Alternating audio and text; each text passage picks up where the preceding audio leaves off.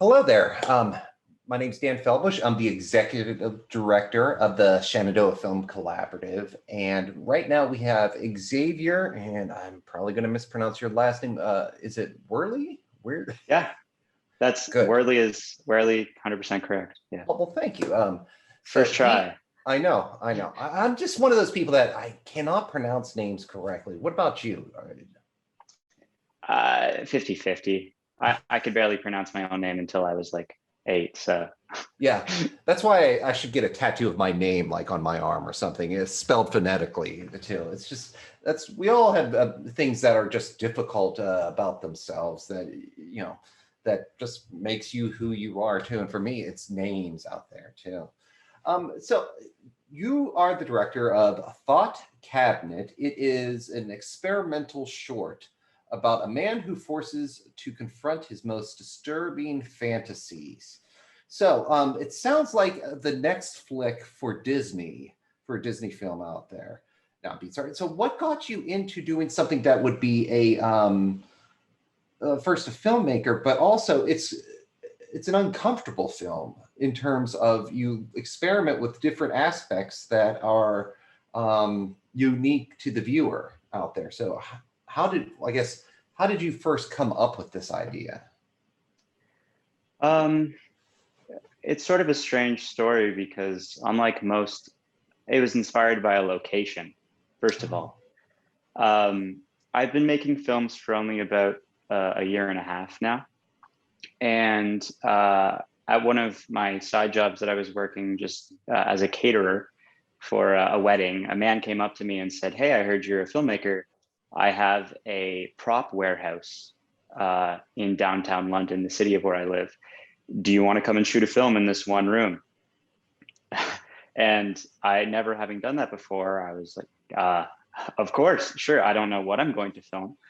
But so I went to this location, and the idea, I just had one room, 2 walls that I could make my film in, but a very personal story sort of came to me when I first was at this space. And it was about my own my own experiences with obsessive compulsive disorder. So it was strange. It was the space that made me inspired a story, unlike most of my other works that I've created. So for a Thought Cabinet 2, that's where the warehouse was. That movie was based off of that prop place, correct? Yeah, so all of the live action scenes are just shot in that one corner of the warehouse, but I had carte blanche to take from, like, there was about a 3-story warehouse just filled with junk that I was just like kind of a kid in a candy store. So you take whatever you want, make a film in a couple weeks. So yeah, I was gonna think, how long did it take to put that together? Because you're thinking on the fly on what to do with all this stuff too. So it's an interesting challenge to have, especially for a filmmaker. yeah, the actual set itself, I probably put together in 2 nights. But the script, I think the script took about, because there's no dialogue, so it was much quicker than other projects. Probably took about a week to write, and a couple days after that to storyboard and get all my shots. I had a very narrow window to shoot the film. So yeah, it only took about 2 weeks, I think, to get everything ready to go before filming. Was it just you, or did you work with a collaborative team? It's just me. It's me and then the actor. His name is Jose. And every now and then I would enlist a parent or a friend to, I don't know, hold lights for me. But it was just me. So while you were getting this whole storyboard together for your film, did you ever like say, this is what I want to do, I know what I want to do, or did you ever question yourself or at all? It's always interesting when it's just it's one person putting a film together, and they they do it by themselves because it gives more of that organic feeling, and I come to appreciate it more as a viewer. But also, it's hard, I think, because you can't bounce ideas off of people too. So, Yeah, mhm, I'm very fortunate to have a couple people in my life who, although they don't consider themselves to be artists, they are people who are always open to listen to my ideas, um, and quite honestly tell me, no, that doesn't work, that doesn't make sense, start over. Or with this project, I knew that the core idea was that I had was strong enough that it really was just, how do I tell this story and elaborate on this core central idea of obsessive compulsive disorder in a way that isn't, banging the audience over the head. I wanted some subtlety, and to make sure that it wasn't being completely overt. I would talk to these people in my life. They helped me get on the right path, I believe. and taking the aspect of going through experimental film too, because that's always a challenging avenue to do a film too, because people might interpret your intention different ways too. So how is that when you're putting this together, are you do you have the viewer in mind, or do you focus on this is the story I want to tell and this is how I want to tell it? I would say that it'd be a mix of both. I know the story that I want to tell, but I am very comfortable with the audience imposing their own subjective views onto my art. Because everyone's had their own experiences, and I actually enjoy the experience of mixing my own associations, because the film is about associations, particularly object associations. I like the idea of audience members being able to take something completely different away from the film, from one another. So I am making a film that is very personal, but in that film being personal, I believe it will be able to associate with people in their own personal ways, which is what I'm going for. When talking about experimental film, often I started out as a visual artist. I was still do. I'm a painter and an illustrator, sculptor, those kind of classic fine arts. But I had this problem that you were just mentioning there in the aesthetic triad. I felt like the message that was trying to come through in my art wasn't being fully comprehended by the How did you viewer. get that idea that it wasn't being fully comprehended? Um, at just various art shows and stuff, you would Oh, talk to people about it, and I realized I did love the subjectivity, like I mentioned earlier. But if you're just a traditional artist, using symbolism's very much what I enjoy doing.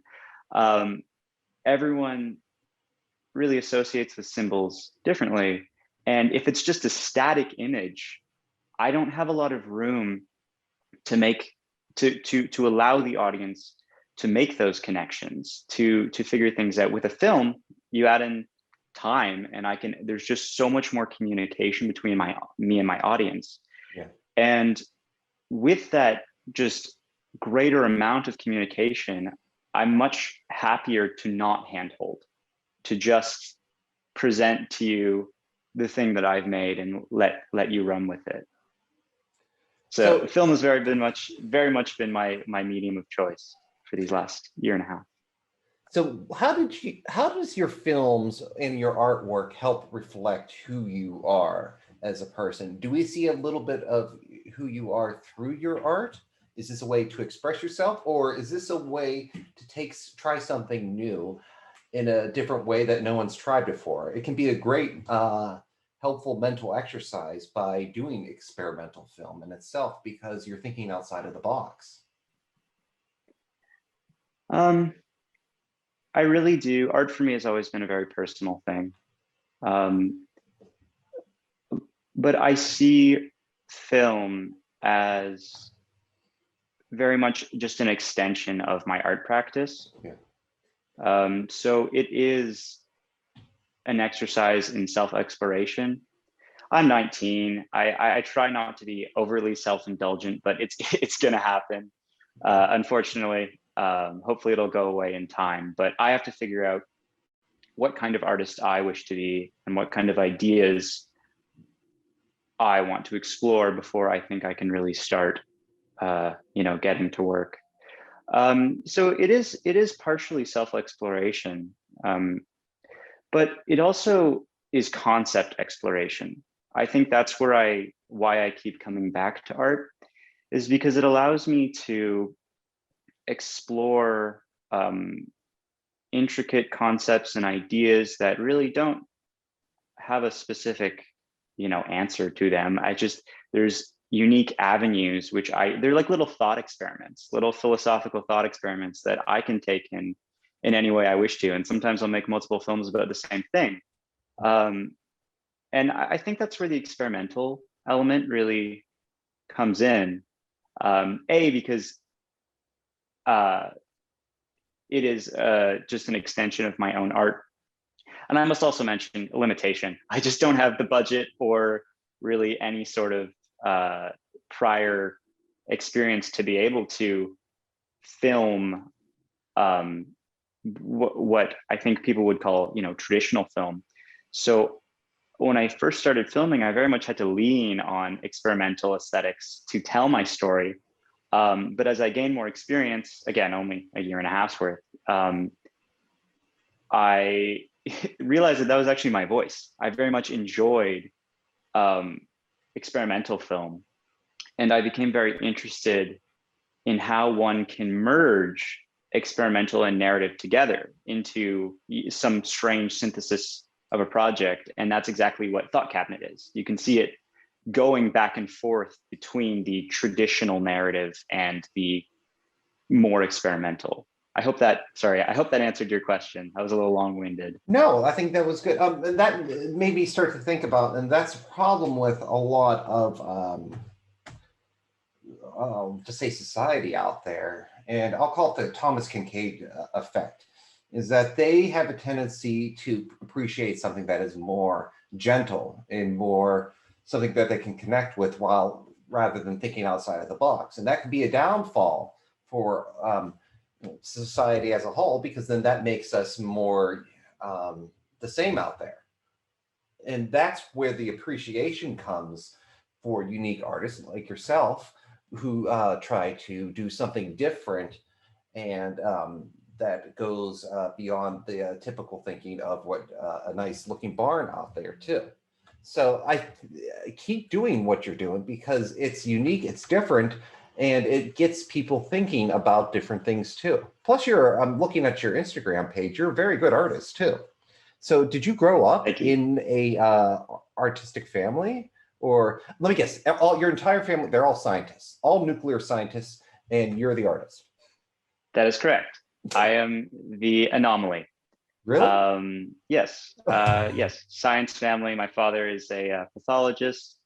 My mother, she does some literary stuff, but yeah, I'm the first self-identifying artist in, I believe, my entire family lineage. So. And how did that go when you started saying geared towards more the arts rather than do the sciences? Very supportive. They were completely fine. I know the usual story is like, no, you must go to med school, but no, I'm very lucky to have the support that I've had this far in my life, and they continue to support me in my endeavors. My sibling does all the smart stuff, all the academic stuff, so it's okay. They got 1 out of 2. So. And how are you able to think outside of the box like that? I'm again looking at some of your artwork, and it's not the same. It's there's always different colors, it's different shapes out there. So how do you get your how do you conceptualize your different artworks? If there's one thing I'm obsessed with is ideas. I am very much a conceptual artist first. I care more about ideas than I still care about the product itself, but what drives me is the ideas and the exploration of those ideas. So I spend more time researching than I do making things very often. Um, just a lot of reading into um, different things in psychology, philosophy, other artists, history, just I'm very interested in the liberal arts, and I wish to be able to translate ideas that are sometimes very intricate into very easily digestible films and art for people to consume. So I'm not alone in my how I think of ideas, how I make ideas, because there's thousands of great thinkers, much more genius than I will ever be, who I can steal from. And I love getting their concepts and mashing them together in new ways. So sometimes it's overwhelming how many ideas I can explore, and it becomes difficult to decide which ones are worth pouring one's time into and which ones aren't. Um, That's very mature to think about that too, because I've always gone through. The way I say it's mature is because I have the same try. I'm agreeing with you on this too. So is that there's no original ideas out there. Everybody gets ideas from something else or inspirations for something else, and it's just a building block onto something else, and it creates something new or goes into a completely different direction out there too.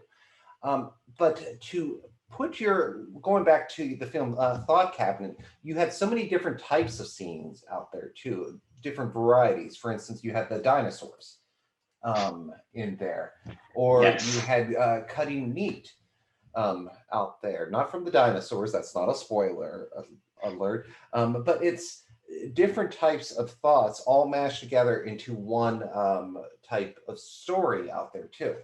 So thinking so outside of the box while staying within the actual story of what you're trying to tell too must be pretty hard to do, because you could probably go into a wild rant and might lose thought, but you didn't do that with your film too. So how were you able to stay focused with the overall plot of Thought Cabinet?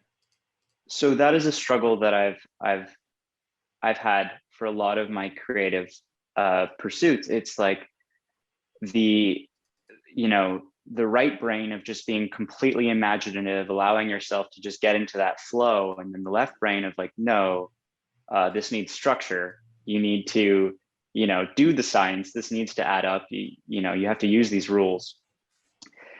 And what I would do to allow them to coexist and not verge too far into either of them, because if you were to ask me, is this a narrative film or is this an experimental film, I would sort of say it's a experimental narrative film. It's very hard to put it into a box, which I'm completely fine with. But what I did was I wrote out before filming a thing, okay, here's the structure. Here's what needs to happen. Here's your skeleton, your map for staying on course. This is what the audience knows at what point. How do we move across from here, from A to B? But how? And then once I did that, I asked, okay, how much wiggle room do I have that I can still give these ideas across, but be as creative as possible? And that's when I stopped trying to piece things together and kind of get into a more subconscious associative state, which is exactly what the character in Thought Cabinet happens, right? He finds a dinosaur in the cabinet and he sits down, and when he closes his eyes, that's just a mirror of what I'm doing. So I had an obsession with dinosaurs as a child. I was one of those kids who just knew everything about dinosaurs. And I had so much imagery just kind of burned into my brain of memories with dinosaurs. And I just allowed myself to film everything with dinosaurs. So I had, like, there's probably only about 20 shots of dinosaur related paraphernalia, but I probably shot 50 things. And so I just had fun in the editing room of, okay, let's make these pieces fit together. As long as this is a vision and people are getting this feeling, I can still have fun. I can still be creative. But you're right. I always have to be like, okay, but get back on course. This is fun, but remember, you're making something not just for yourself, but for a viewer. Get back on course.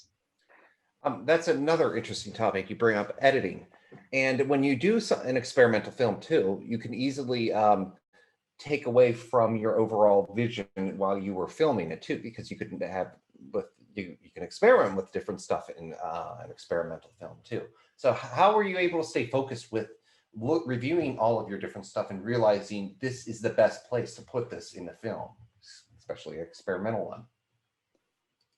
one? My brain would often go between the two modes, between experimental and narrative. So narrative, I really wanted this to be very like heavy use of the cool shop effect. I didn't want I wanted nothing that shouldn't directly give information to someone that's new. I wanted no extraneous information. I wanted people to link the two images together and create meaning. So the narrative editing was very simple. It was basically just cut, cut, cut, cut, cut. But the experimental, what I did was I went, okay, you have 1 minute. If you look at my film, the experimental happens in blocks. So they're about 1 minute each. Sometimes they go a little bit over because I had too much fun. But that was my limitation. You have 1 minute, make this as out there as you want to. I don't want to spoil it, but there is a moment of structure between two of the visions when they mirror each other. I believe it's the second vision and the third vision mirror each other. Mm-hmm. So I had to, there were some rules I had to go by. But the second one, I just, went crazy. And then the third one, I made sure that it followed that structure. But setting those parameters of, okay, 1 minute before I allowed myself to go crazy with the editing was, I think, what allowed me to, like we've been saying, stay on course with the film. So we've been talking for about a half an hour here, and I'd like to end on this kind of question for anyone who would be, because this is a youth film festival, for a young one out there who is interested in trying experimental film. What advice would you give them if they wanted to pick up that camera and do a film that is, well, experimental? I would say when you start, never have in mind, at least as much as you can, because people nowadays are so product oriented, but true experimentation, at least I believe, isn't about having a finished product when you're done. Enjoy the act of experimenting itself and go with what you like. If you've tried something strange, whoa, this effect that happened on my camera that I didn't even mean to happen, where did that come from? Follow that. It's just, to do experimental film, you have to be able to give yourself room to breathe and to be creative and to treat it as something which is organic, which is something which is constantly growing and changing, and follow it, because you can always go back. You can always go back to what you were doing earlier. Yeah, process over final result is what will eventually create something which is unique and something that we haven't seen before, which I think is what everyone wants to see. Which is a bit of a paradox. Not wanting to do the thing will help you do the thing, but yeah. But that's how experimental film is. Yeah. So we were talking with, my gosh, I almost called you Mr. Thought Cabinet, but no, we were talking with Xavier right here, director of Thought Cabinet. His film is part of our Shenandoah Youth Film Festival, where you can find out more information about that film, as well as our 40+ other films and filmmakers by going to shenfilms.com.